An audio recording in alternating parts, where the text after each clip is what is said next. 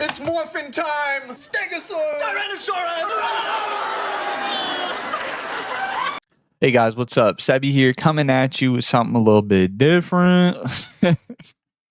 That's so bullshit, bro. It's been 2 months since I uploaded, and we got a new card game on the screen. I think we're about as consistent as we can be. Dude, I can't believe I'm playing the Disney card game. I'm gonna be honest with you. There is a quote, and if I can get it from my homie, I will. That literally says, "I will not play that Mickey Mouse bullshit." Yet here I am playing the Mickey Mouse bullshit. You can thank the homie Moss for that.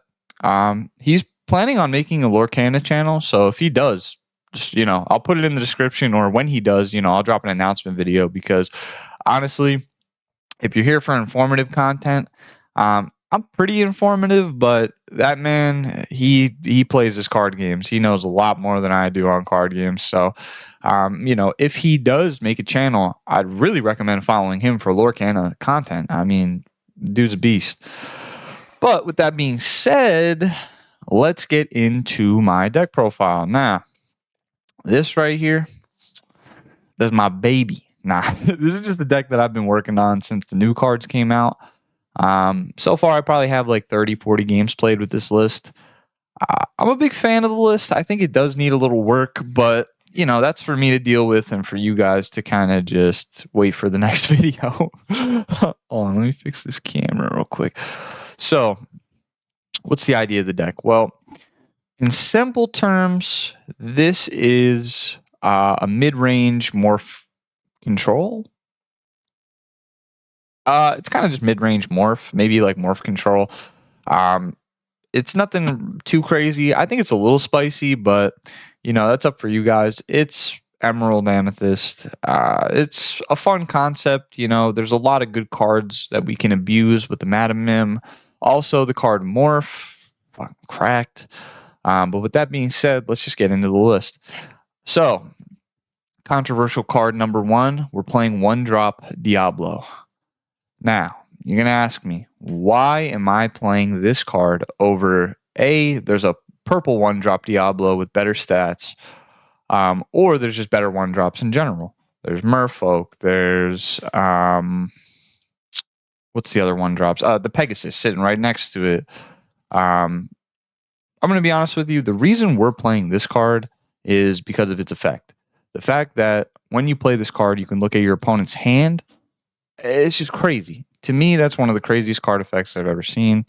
Not ever seen, but it is a very crazy effect. And now you're going to sit there and go, how is that crazy? Well, the amount of advantage that this generates just looking at your opponent's hand is insane. The amount of routes that have now been narrowed down, the path that we're going to go, while also seeing the path that our opponent's going to go. You got to remember, our opponent's going to mulligan at the start of the game, so now we can kind of see what he mulliganed into and see what he's forced into playing.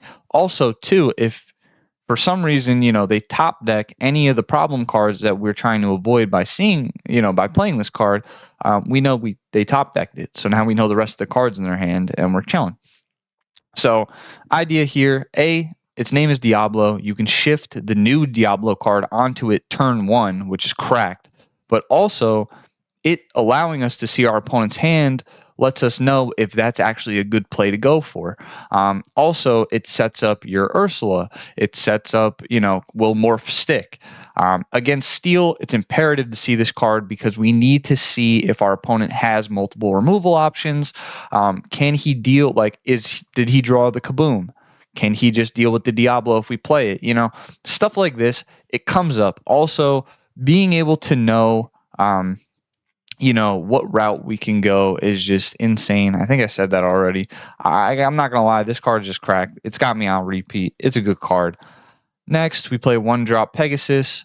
The reason this card's at 2, I thought I was forced to play 60 cards. Now that I know I can go over 60 cards, I might bump this card up to 4, maybe. Personally, though, it's not that good in my opinion. It's really not. It's a 1/1 evasive, so sure, it's going to be questing pretty early. Evasive just hard to deal with. They have to waste a removal for it. But, the fact that we can shift the Pegasus onto this, it seems pretty good for them to remove. But again, we're only playing 6 1-drops, so bumping this up to 4 could be seen in the future, but 2 is good for now. We play Morph for the Pegasus, so I'm chilling. Next, 4 Madamim. I don't gotta explain this card. It bounces other cards. It's a good. You know what it does. Next, 2 Pinocchio.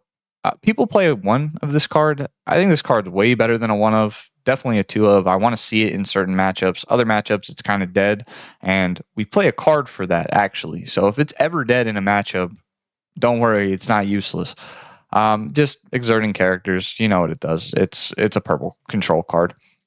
Next, we play 4 Morph. Whole idea of the strategy, we're just trying to shift big guys onto Morph.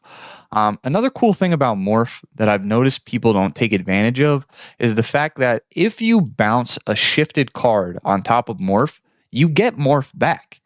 So, you can shift, for example, right?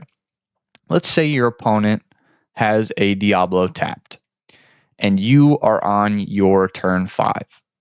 Well, you can shift Pegasus onto Morph, swing, clear the Diablo, and then play a Madamim to bounce it back to your hand, giving you Morph back to your hand to then set up another shift play. It's just really good. Also, we play other shift cards that we can shift super early, so that honestly comes up a lot more than you would think. Very strong card. The stat line is pretty weak. It is very susceptible to removal, but if it sticks, it's crazy. And the 1-drop Diablo almost guarantees that it can stick. Next, 2-drop Ursula. I don't got to explain it. That's kind of the whole strategy of Emerald Amethyst is to abuse cards like this. On play, rip a song out of your opponent's hand. It deals with every problem card. Every song is a problem. I don't care what anyone says. Every song is a problem. We don't want any songs in your opponent's hand. But also, too, with this 1-drop Diablo, my boy Moss made a good point that if you play this Ursula and rip nothing, you're most likely going to lose that game. It doesn't have great stats, and you're not getting the value out of it. And then also now your opponent knows you have it. So if you bounce it back with the Madamim, it's very unlikely they're going to keep the songs in their hand, and they're not going to ink them, or it just kind of sets up your opponent with it gives them a lot more knowledge than they need. So playing this, not ripping anything, just such a feels bad. So that's what it's there for. But cracked card. Next, 3-drop Madamim. It's just the other one with Rush. It's cracked. Yeah, I don't gotta explain it. It's kind of the whole strategy of purple. Next, a little bit of a controversial pick here. Merlin Crab. Not controversial for playing it, controversial for the amount I'm playing. I'm only playing 2. Now, this card is good, but we play other cards that give Challenger, and it's not the best in other matchups. Most of the time I see people ink this card, and I was finding that I was inking it a lot more than I was playing it, and there were matchups where bricking on this card was just GG. I'd rather draw a better card, so playing 2 of, it's necessary in certain matchups, it's not necessary in others, so that's why we're playing 2. Next, we play 3 of the new Diablo card. This is another card where if I was playing more than 60, I'd probably play 4. Just seeing this play here, the 1-drop Diablo song in this on your turn 1 is just insane. There's just so much value you gain from this. And against certain matchups, they really don't have an out for this card. Like if you're playing against Ruby Sapphire, they need to draw Brawl, but also if you drop it on the turn 1, they can't play Brawl until I think turn 3. So there's just, you stop your opponent from, or you gain a lot of advantage before your opponent can really deal with it. Almost guarantees you win the game. I mean, you go +3 on them. That's pretty good. But playing 3, you don't want to brick on it. Like I said, there are matchups where it's dead. Mainly against Steel, this card usually doesn't stick. It's more of one of those cards you want to drop when your opponent has no resources in their hand and you have no resources. And when you're both top decking, this card just becomes insane. But other than that, you could see a 4 of. 3's fine, though. You don't want to brick on it. Next, 2 Merlin Goat, another controversial pick, not because I play it, but because of the ratio. Realistically, if I'm playing more than 60, I probably bump this card up to 3, maybe 4, but 2 right now is fine. There's a lot of matchups where bricking on this card will lose you the game. A a lot of the time this card will be ink early game, whereas when you play it at lower numbers, you're less likely to ink it. But you're also, our deck is playing for the late game, so we're fine playing 2 of because we'll dig to see it, and I'll explain how we get there. But I think 2 is fine. 3, maybe 4, possibly, but 3 the most, I think. Next, 4 Merlin Rabbit. Um, Card's cracked. I mean, not only does it replace itself when you play it, but when it's removed, it gives you another card. So it's always replacing itself, and it's always generating you advantage. That's why we want to play it. It's the draw engine. It's what's going to get us to our GOAT. Also, we play a lot of cards that pair well with this card, so it's just cracked. Obviously, it's a 4 of. The other Amethyst decks play 4 of it, but I believe 4 in this deck specifically is way more important than 4 Merlin Goat and 4 Merlin Crab. Next, 2 of the Peter Pan Shadow. So this card, it's a very good card, but I think in this format specifically, it's almost mandatory. I mean, the fact that Emerald can play this Diablo card is just insane. It has evasive, it's a 2/2, but the problem with Emerald, Amethyst, or any deck that's not really Steel or Ruby, you don't have a lot of removal options for cards like this. So being able to play the Peter Pan Shadow and rush attack it, right? It has evasive and rush, and it's a 2/3. So it's trading with this very well. Also gives your other rush cards evasive, and it's 2 lore. I think it's a no-brainer. We're only playing 2 just because realistically, the Emerald matchup is where it's most important. It can come up against your Jafar, but it's not that important, and it's also uninkable 4-drop. If I'm drawing an uninkable 4-drop, most likely I want Merlin over this, but as a 2 of, we will see it in those late game scenarios. It could get bumped up, though. Next, we play 3 Fairy Godmother. I think this card's an insane shift target. Reason being, A, it's a shift 2, it's a 3/4, but also whenever this character quests, your characters gain +3 challenge, and then also they gain the text when this character is banished in a challenge, return that character to hand.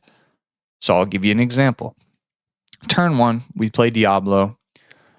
Say we don't have the Diablo combo, right? So we play the Diablo, we look at their hand, they have no removal options, right? We play the Morph turn 2. Turn 3, we shift into the Fairy Godmother. Now Fairy Godmother makes this Diablo a 4/2, and it goes back to our hand. And then because it goes back to our hand, we can now ink it. Saves us from inking any of our good cards.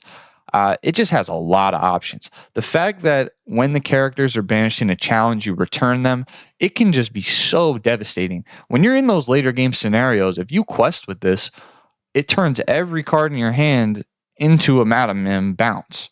So you can already just see how nasty that is. You can trade into basically everything, and it gives them +3 challengers. So you're clearing the whole board if it's tapped. Really good card. I don't think I would cut it, but I could see myself maybe going into a different route with this deck. Maybe playing like more of a Bucky control list with Morph. Just because Morph, he did get a little bit of a power creep with the new set, but I still think this card's crazy. I don't know why people don't play it. It's probably because without Morph, it's a 5-drop 3/4, and also the only shift targets that I know of for this card are 3-drops. So, and the 3-drops are not that good. So I could see why it didn't really see play in the last format, but I think this card's cracked. I'm gonna play it. Next, we play 2 Pegasus. Probably controversial for the ratio. Realistically, I don't think this card is that crazy, but I could be wrong. It gives all your cards evasive, so it does basically the same thing as the Peter Pan Shadow, but it doesn't have rush. It's shift. So shift is good, but if they have removal options for our shift targets, that's where the Peter Pan comes in. But A, it's cheaper. B, it gives everything evasive. C, it's 2 lore. Pretty good card. I'm not going to lie. Pretty good card. So we're playing 2 of. Could be a 3 of. Could be a 4 of if we play like a Bucky control list. But for now, pretty good. Next, we play 3 of the 7-drop Ursula. This card is something else. I think this is probably one of the best cards that came out of the new set. Reason being, it's a shift 5 with good stats. So it's a shift 5, 4, 7. It's already pretty good stats. It's not dying to a long came Zeus, just in a long came Zeus. It takes multiple cards to deal with it, minimum 2. And then on top of that, it has insane effects.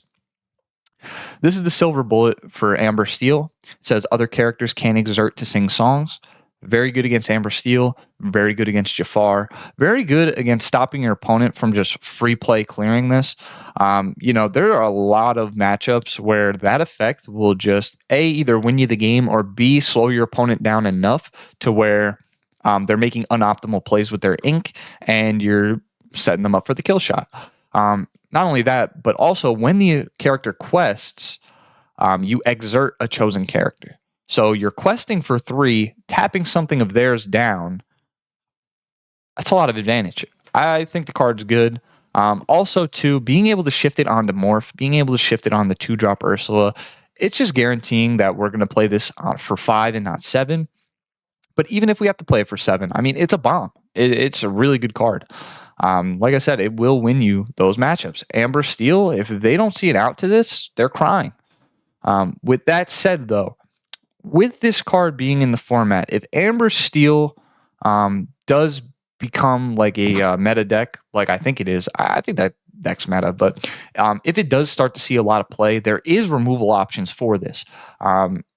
Amber has a 2-drop action card that says destroy or banish an opponent's character that has damage on it, something like that.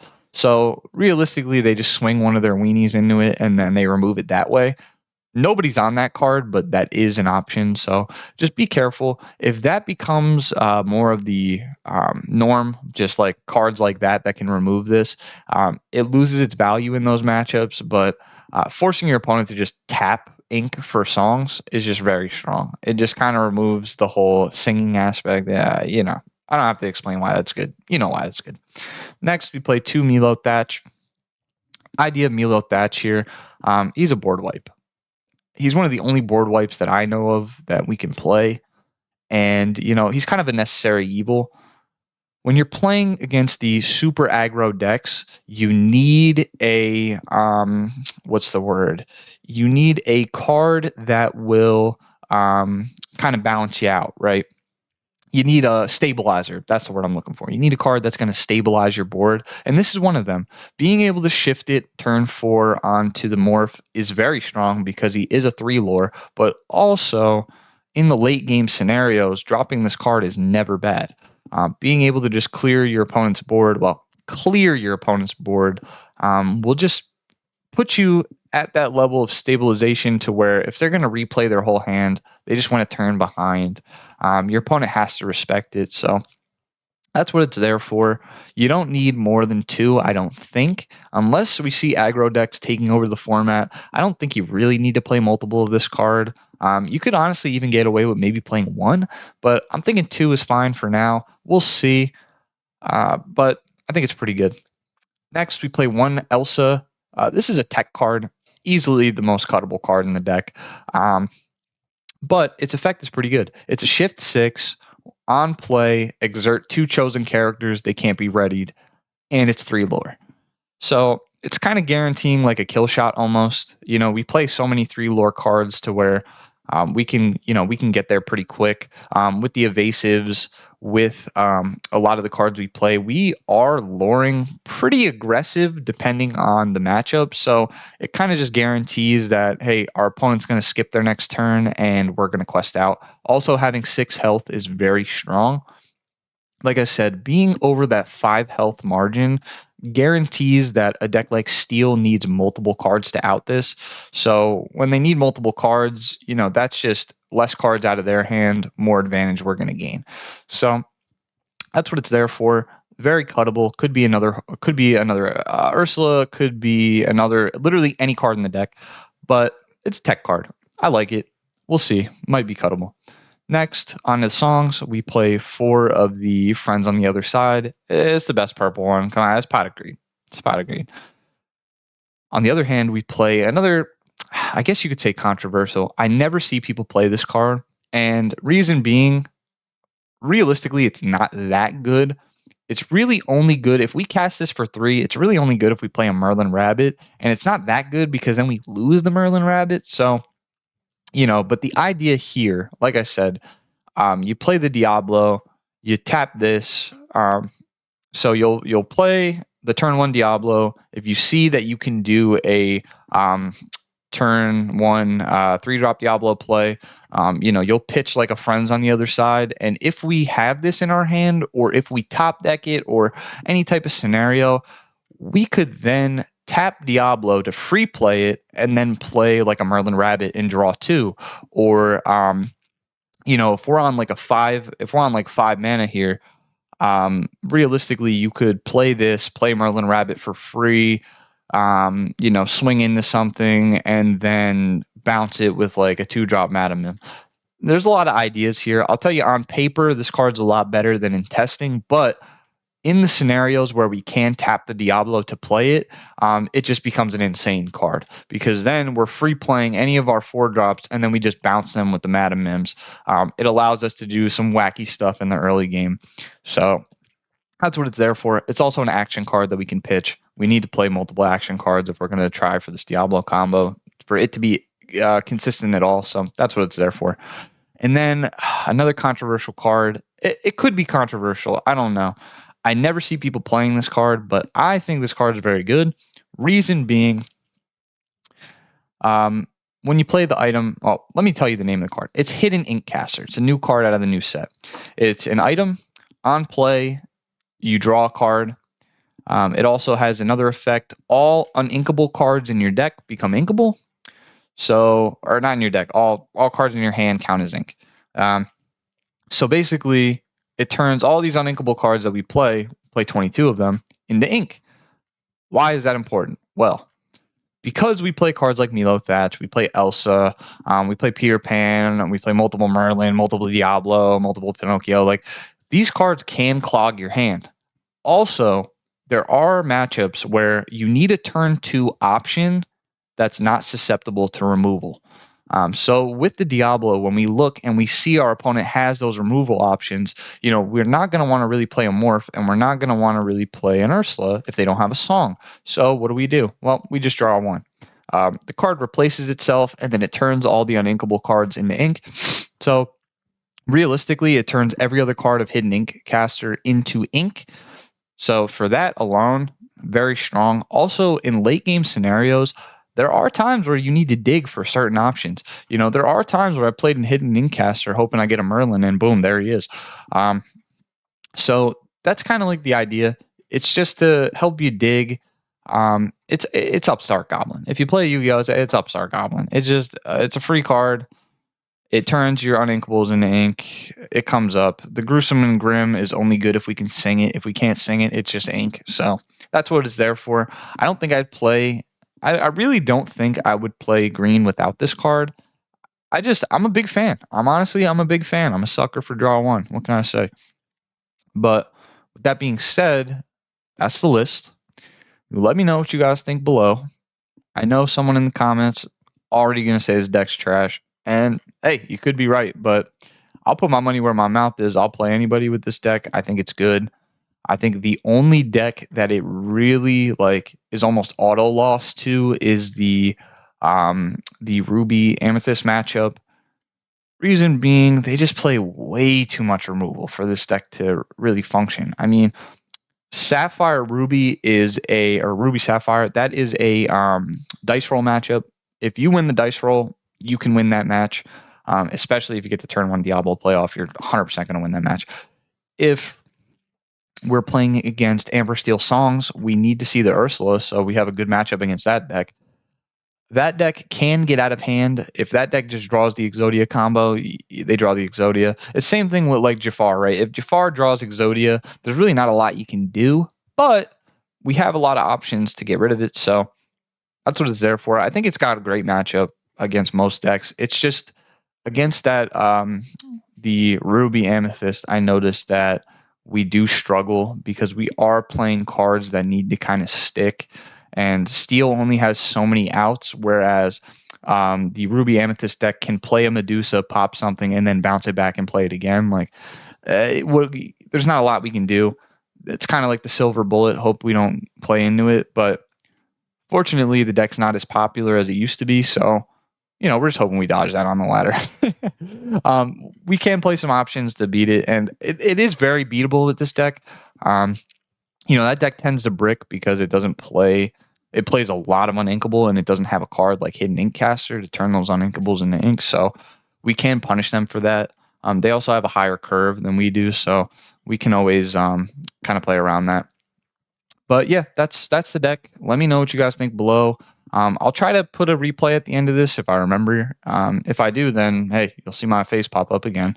But yeah, let me know what you guys think in the comments below, and I'll see y'all later. All right, so we do have a replay, so let's get into it briefly. I'm gonna up the speed on this. Hold on, someone's Steam just popped up. Go away. Boom. All right, speed. We'll put it on 1.5 times. Just I kind of just want to briefly go over this. So our hand, we drew 2 out of the 3 pieces for the turn 1 Diablo play. We are going to mulligan, try to get that. Hopefully we get it. If not, I mean, it's not the end of the world. So didn't end up seeing it, but not that big of a deal. So turn 1, what do we ink? We ink the Merlin Goat. It's dead in the early game. We play the Diablo, and now this is a showing of why this card is kind of crazy. We look at our opponent's hand. Our opponent did not draw the greatest, right? Without us seeing this, we wouldn't know that. So we would be playing a lot more cautious, thinking that they have stuff. When in reality, we see they have nothing. We have nothing to fear.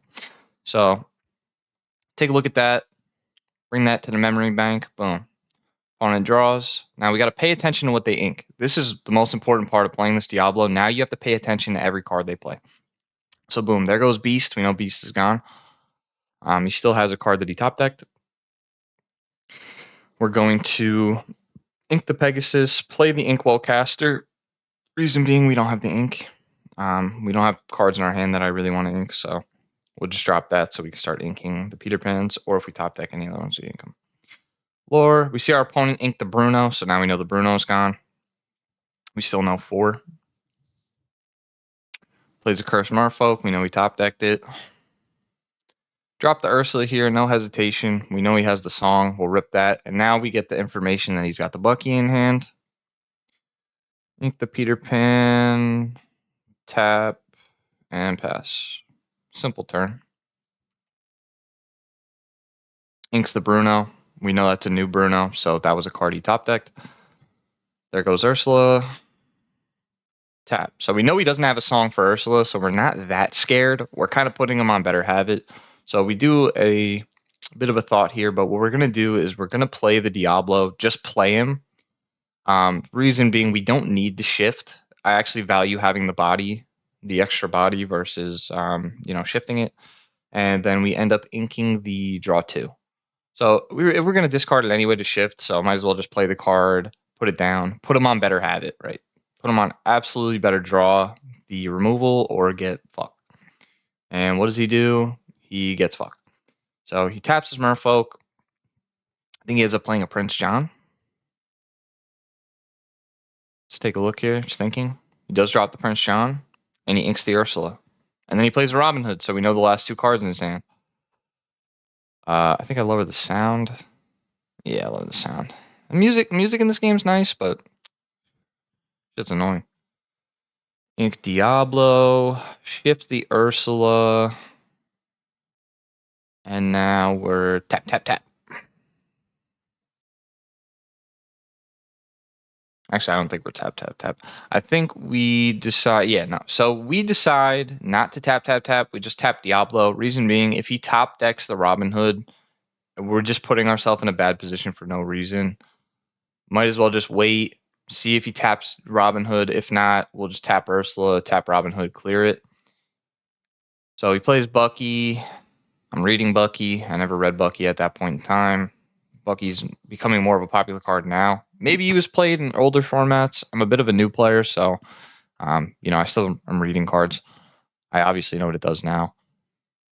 We play the Peter Pan because he tapped the Robin Hood. swing into the Robin Hood, and then Ink Diablo, and I believe I just tap out here. Drop Morph, and then tap out. Yes, tap out. Tap that, and then I left the Diablo up just because he can trade it with the Ursula. It's not very good. But also, I should have just swung into the Merfolk. I kind of let my opponent, like, I make a lot of misplays. That's why I said, like, this replay is not the greatest. Like, for example, we should have just got all the cards out of our hand. Sure, we would have drawn off of the Diablo, but just swinging into the Merfolk on his opponent's turn, like, he's just minus. He's at 8 lore, right? He'd be at 8 lore. He'd be at 10 lore. He'd be at 11 lore. Much better than 13. So here we have some combos. We have the Gruesome Grim, but knowing our opponent's hand, we're just going to play the Gruesome Grim for mana. We're up so crazy, we don't care. Tap down Pegasus. Cool thing about Gruesome Grim, gives the card Rush, that's summoned. Peter Pan gives it Evasive. Easiest trade of my life. Now thinking on what to do. You're going to see me do very unoptimal trades. Boom. Swing into the Ursula. I don't know what the fuck I'm doing. Swing into Ursula, kill the Ursula, no reason. Just absolutely abysmal trades here by your boy. We swing into the Merfolk. We leave the Bucky and the Prince John standing. You know, my opponent's probably really upset because he thinks I wear a helmet or something. Opponent still thinking he's in the game. He draws the out for the Diablo finally. Diablo what +5, +4? I don't even know. He plus us so many cards. And we end up drawing too. Before he's outed, we end up drawing. He inks the Robin Hood. Good thing we didn't play into it. Sudden Chill. Rip a card out of our hand, draws a card. He has no ink. We're winning this game every time. Plays a Curve Merfolk, pass. Our turn. Yep, so he's inking. You know, he's doing that so you can get up on the race, on the lore race. What do we draw? We draw Madam Mim. So draw 2, pretty good. Another misplay here, right? You're gonna watch me do it too. So what do? We decide to do some dummy shit. We trade the morph into the Prince John. Now I already know everyone's gonna go, dude, just shift the Pegasus and swing into it. That's free. Didn't do it. Don't know. I'm a dummy. You know, I built the deck as morph, you know, control kind of deal, and yeah, didn't even use them there. Great showing of the deck. But even though we're playing terribly, we're still gonna win this game. He needs an out to Ursula, and at 6 mana, there's no shot he's outing it. Absolutely no shot. Hey guys, funny story. Gonna interject real quick. There's definitely a shot he's outing it. He could have drawn Bruno. Granted, we know he put 2 into his ink, so him seeing it very unlikely, but could have saw it. So yeah. So we just win. We're at 17. We just tap it and win. Most likely, that's what I saw. When I misplayed, I saw Ursula was going to win me the game, but it didn't need to be that risky. It didn't need to be that unoptimal. But you know, hindsight's 2020. Sometimes you play like a bot, but still caught the dub. Hold that L. Thanks for watching, though. You guys all have a good one. I appreciate you guys watching my channel. I know it's probably the most inconsistent content on YouTube. Most inconsistent uploader on you. Well, no, JonTron takes that one. But yeah, if you guys like the content, please subscribe. I love you all, and peace.